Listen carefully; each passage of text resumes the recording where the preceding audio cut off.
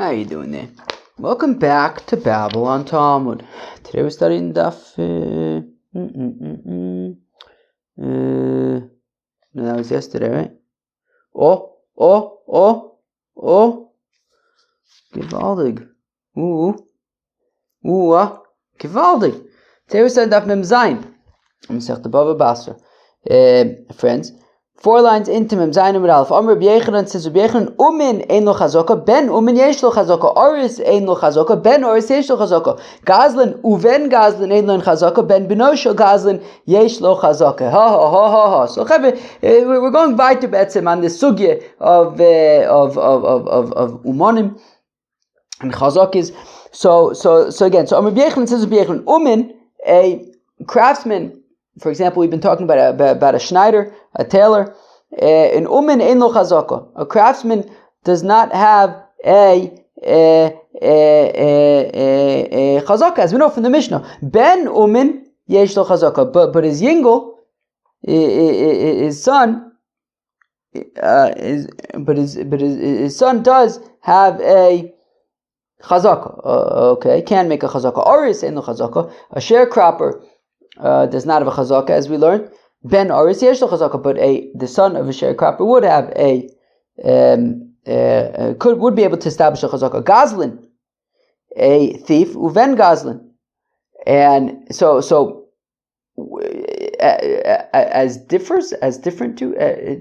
different than the umin and the Oris. Not only does a thief not have a chazaka, right? A thief who has epis, right? We don't assume that it's his. He's a thief. Uven Gazlan, and his child Oichit.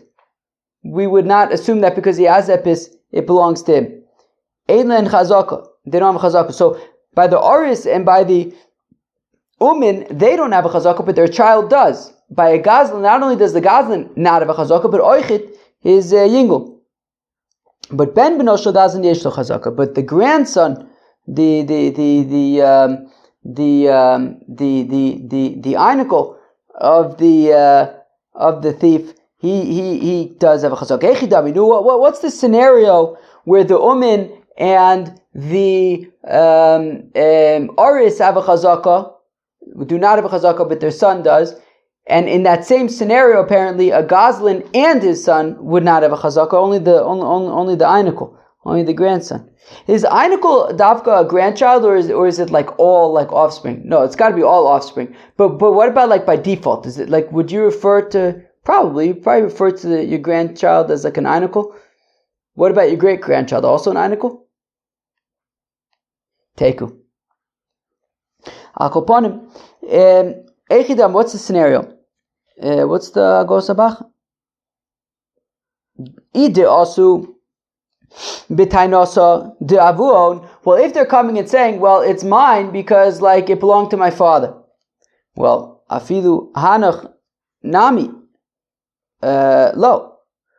Right, meaning if you were saying that the yingel, that the son of the Gazlan does not have a chazaka, because we're talking about where he's coming from, the chazaka of his father. He's saying, well, it was my father's. Well, what does Rashi say? Right?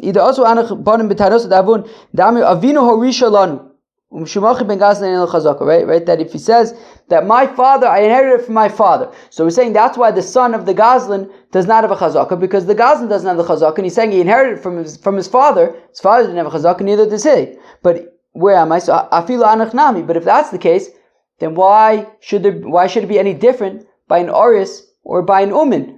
If an oris or an umin doesn't have a chazaka, so then the child saying, I inherited it from my father, they also should not have a chazaka. But if they're not saying, well, it's mine because I inherited it from my father, rather they're saying it's mine because I bought it, because it's mine. Well, then I feel ben Gazlan nami. Well, the son of a Gazlan Oichid, he's not a Gazlan, his father was a Gazlan, but he's not, he's an upright individual, an upstanding individual. So therefore, if he says I bought it, of course he has a chazaka. So what's the scenario where a ben umin and a ben oris has a chazaka and a ben Gazlan does not? So tzricha deka amrei edim, that witnesses say b'fanenu hoda lo. Oh, gewaldig.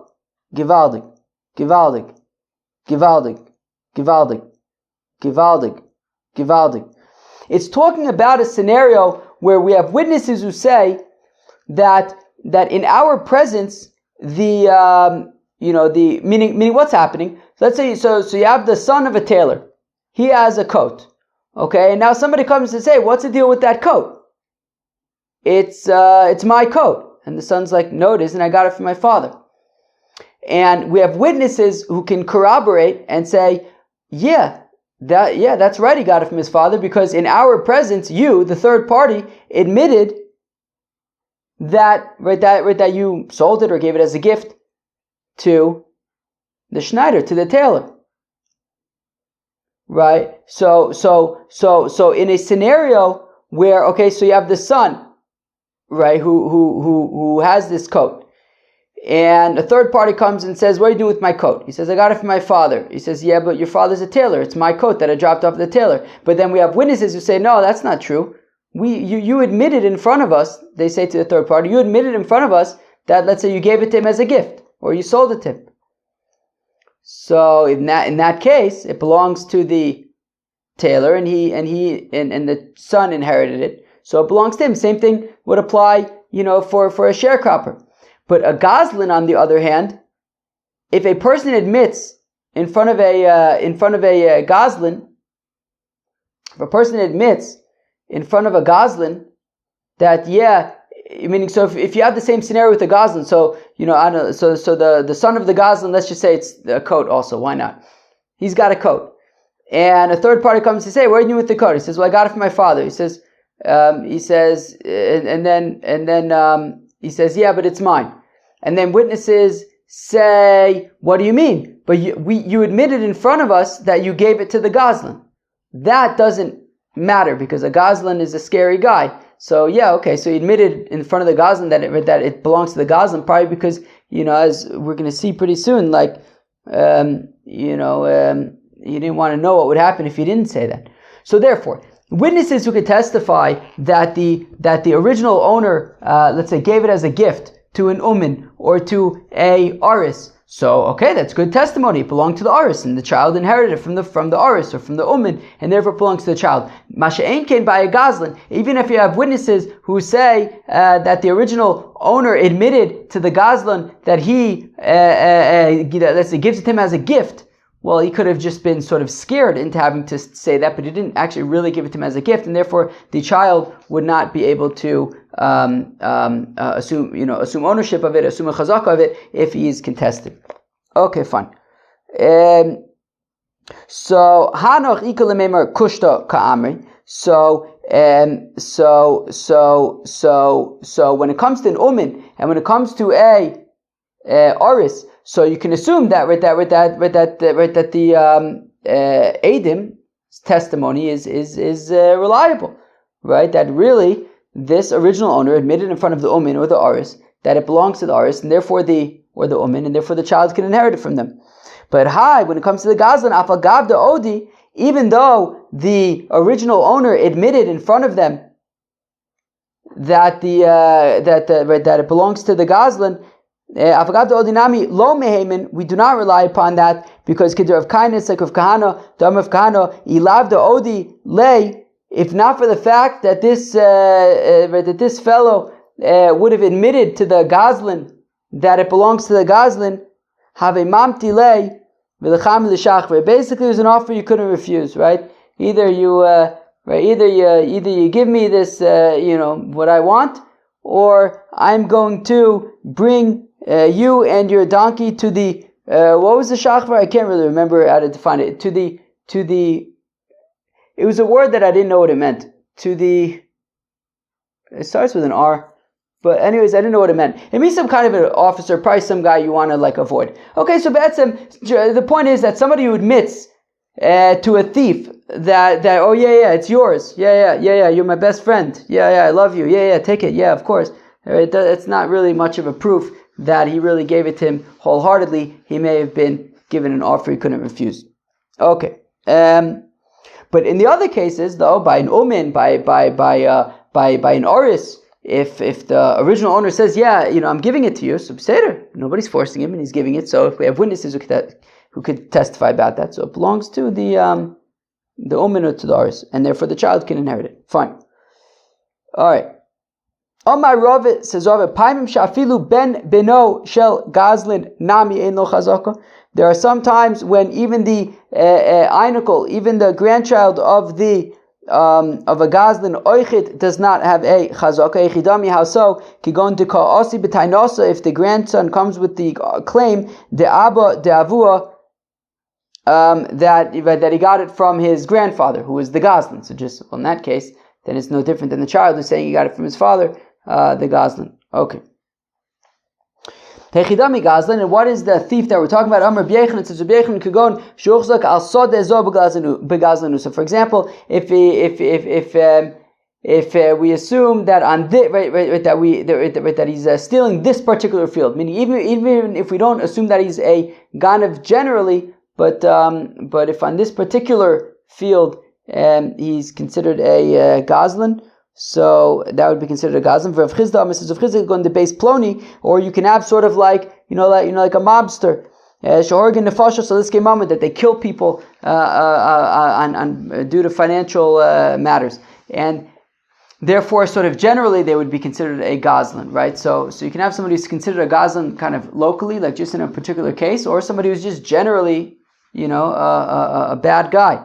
So either way, and Rashbam says that both would be considered v'kaimlin katarvayu, says the Rashbam, that both are relevant. Okay.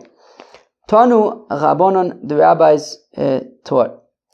Umin ein lo chazaka. Okay, as we know, in umin does not have a chazaka. Yared min umanuso, but if he's no longer in umin, he went to do something else, a different profession, sheish lo chazaka, right? Now he becomes falafel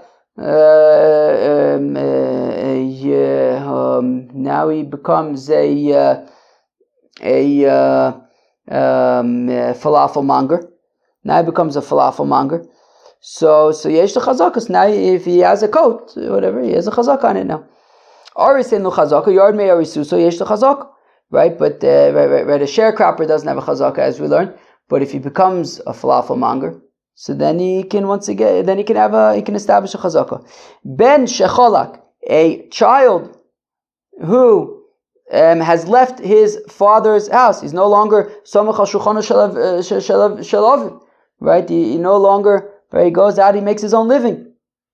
He supports himself. Isha is garsha, or a woman who got divorced and she's no longer with her husband. Well then, this child or this wife is like anybody else, right? If the child goes to his father's property and is there for 3 years, he can establish a chazaka. If this ex-wife goes to her ex-husband's property for 3 years, she can establish a chazaka.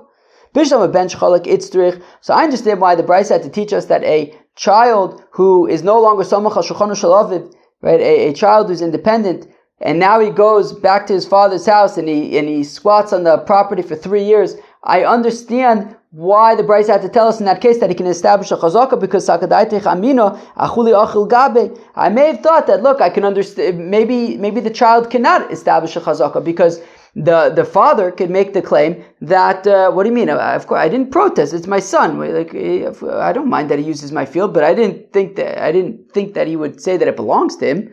So therefore, I might think that he cannot establish a chazaka. Kamash Milon dilo, that I guess he doesn't. That's not the case. That instead that the father is expected that he should have said epis if he didn't want his son to be there, and therefore the son being there for 3 years, he can establish a chazaka. Elo isha is garsha, but rather a woman who gets divorced, pshita, that should be obvious.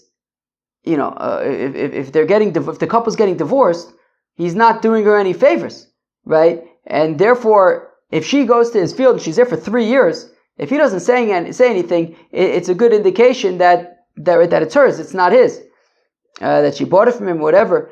Because otherwise, if it was his, he would have made it very clear that it is not hers, it is his.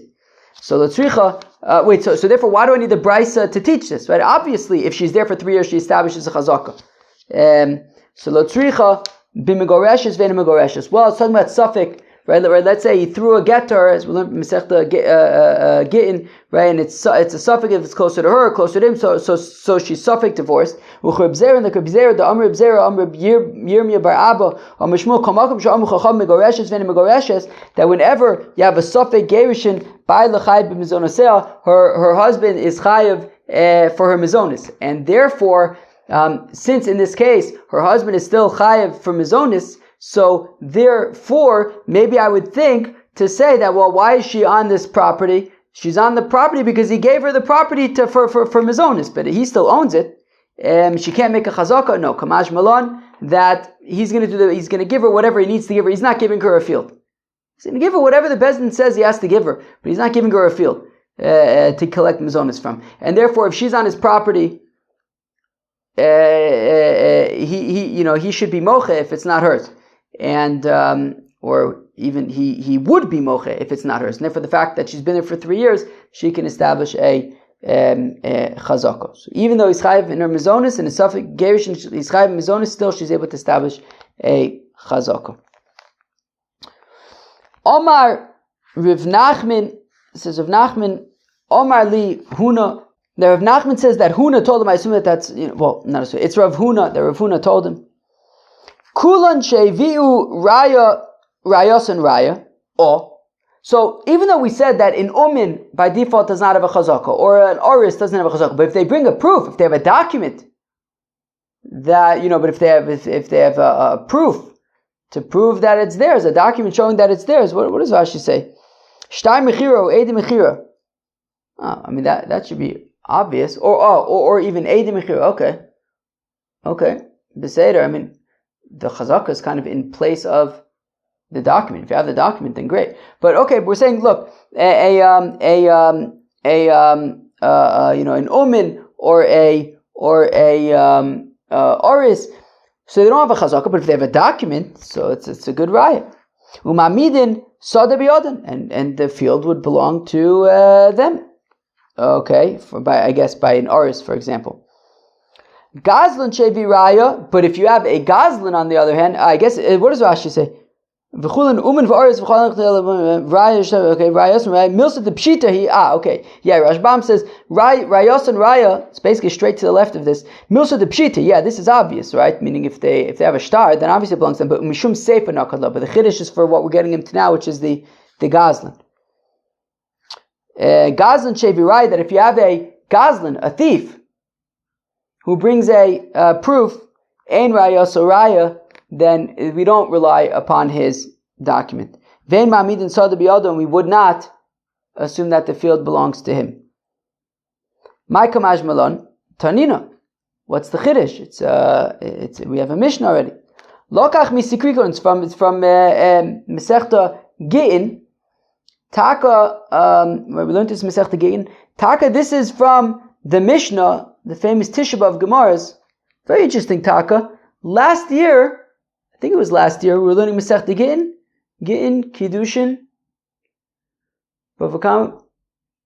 I guess it was probably 1 year ago, we were learning Masechta Gittin. I think it was right around the 3 weeks, a year ago, that we were learning Masechta, these Gemaras about Tisha B'Av, I think. And Taka, this Mishnah that we're quoting right now is mamish the Mishnah. If you go to Nunei Amud Beis, this is on Nunei Amud Beis, right? This is the Mishnah that all the Tisha B'Av Gemaras are going on, right? What daf is this? Daf Nunei Amud Beis. Tanina, we're learning a Mishnah. Lokach misikru. Now, of course, it's the 3 weeks. By the time this daf is live, it's probably already the 9 days. It's probably right before Tisha B'Av. Anyways, lokach misikrikon, that if a person, so if you have somebody who buys a field from like one of these kind of thiefy kind of guys, scary thiefy kind of guys, right? So if you have the sikrikon, these nasty guys, they stole a field from Shimon and sold it to Reuven. So of course it does not belong to Reuven, right? To the buyer. because it was stolen, the Sikrikon stolen. But then but then he goes to Shimon and he buys it from Shimon. Mekro Boto. So that doesn't work because he was kind of, he was still intimidated into it. Shimon was basically, offered it. He was pretty shooken up. He was given an offer he couldn't refuse. He had to, and his field was taken away from him, sold to somebody else.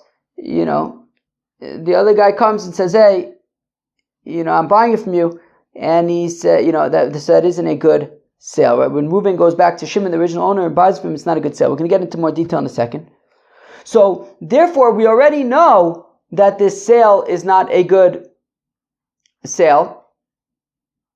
So let's kind of start from the beginning. Amr of Nachman, Amr Lihuna, Kulan Shevi Raya, Rayos and Raya, Umamid and Sada Biyadon, Gazan Shevi Raya, Ein Rayos Raya. But if you have a thief who has a proof, it's not a good proof, right? So meaning if you have like if you have a thief who basically has a proof that, look, he sold it to me, it's not a good raya.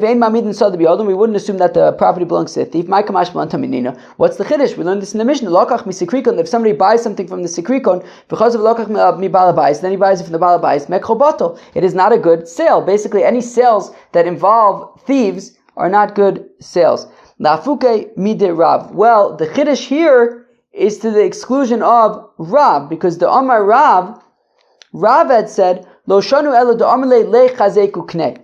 Well, Rav had explained the Mishnah in Masechta Gittin that when we say that when the sikrikon basically what's the word? Stole, I guess. Basically stole the field from Shimon and sold it to Reuven, and we're saying that that if Reuven goes back to Shimon and buys it from Shimon, it's not a good sale. So Rav says the reason why it's not a good sale is because Reuven's not paying Shimon for it, nor does he even write a shtar for it. It's basically the sikrikon stole it from Shimon, sold it to Reuven, and Reuven basically goes to Shimon. He's like, "Yo, Shimon, by the way, so can I have this field?" And he's like, "Yeah, le chazeku knei. Yeah, go make a chazaka. It's yours." So Rav says, "Yeah, in that case, the Mishnah is saying it's not a good sale, right? These scary sikrikon stole it from him. Shimon is all shaken up. The sikrikon sell it to Reuven. Reuven says to Shimon, "Yo, so Shimon, it's cool if I have it?" And he's like, and he says, "Yeah, it's cool." Shimon doesn't really want to give it to Reuven. Aval bishtar, but if Shimon writes a document to Reuven, so then it's a different story according to Rav. Kono. So now Reuven belongs to Reuven, because Shimon wrote him a document. Kamash Milon Shmuel. So therefore, what Rav Nachman is quoting from Rav Huna is that it's like Shmuel the Amr who says, "Af bishtar nami lo kana." That even if Shimon were to write Reuven a document, it also wouldn't work, right? As Rav Huna had said in our Gemara, right? Kulin shevi raya rayos and raya. I'm backing up a few lines. Gazlan shevi raya ein rayos raya. Gazlan, even if there is a document, it's not a good proof when it comes to raya because he scared him into it, intimidated him into it. So therefore, Rav though had said that in Gittin that it doesn't work when Shimon just says, "Yeah, go make a chazaka and it's yours." That doesn't work. But if Shimon writes him a document, it's enough. But what Rav Huna is saying is that the halacha is like Shmuel, who says even a document is not enough. Unless Shimon writes in more than just writes a document, but then he also says, "And if anything happens to it, you come back to me and I'll guarantee it." Wow, okay. So now he's going one step further. So if that's the case, then okay, then it's a good sale. But unless he kind of takes that extra step, the document alone is not enough. Rav Bivi Mesayim ba Mishmeder Rav Nachman, and then Rav Bivi concludes from Rav Nachman. Because remember, if you go back to the beginning of the statement, 4 lines from the top, Amr Rav Nachman, Amr Lihuna, Kulin Shevi Raya, Raya, Mamidin Sada Biyadon, Gazlan Shevi Raya, Ein Rasa Raya. So that was Rav Nachman quoting Rav Huna, who says that by a Gazlan, even if there's a contract, it's not enough. And then Rav Bivi's Messiah Mishmeder of Nachman, he then concludes Rav Nachman's statement that Karka ein lo aval ma'os yesh lo. That even if not only what was there, so if you have a Gazlan and right, so not only does a document not work, says Rav Bivi, right, because Rav Nachman quoted Rav Huna, who says that the raya isn't, it doesn't mean anything. But the implication is that if he paid money though, right? So if we know that the Gazlan paid for this property, well then it could belong. Then it belongs to the Gazlan. But Rav Bivi is saying that Rav Nachman would conclude that no, even if the Gazlan pays for it, it is not a sale and he gets his money back. Right? But he gets his karka einlo, so the Gazlan wouldn't get the property, even if he pays for it. But he can get his money back. But he can't he can't purchase it. But right, because we assume that the seller was intimidated into it. When does he get his money back? Only if the witnesses can testify that they saw him pay for it, so then he gets his money back. But if the witnesses say that the seller / victim admitted in front of us that the thief paid him for it, then he would not. Then the Gazlan would not get his money back. To Rav Kahana, like Rav Kahana da Amar, I lav da odile avamamtile liode ulecham l'shachvar. Because in that case, we assume that the seller is only admitting that he received money from the Gazlan, because if he doesn't admit it, then the Gazlan would get him into big trouble with the authorities. He's basically giving him an offer he couldn't refuse. He's blackmailing him.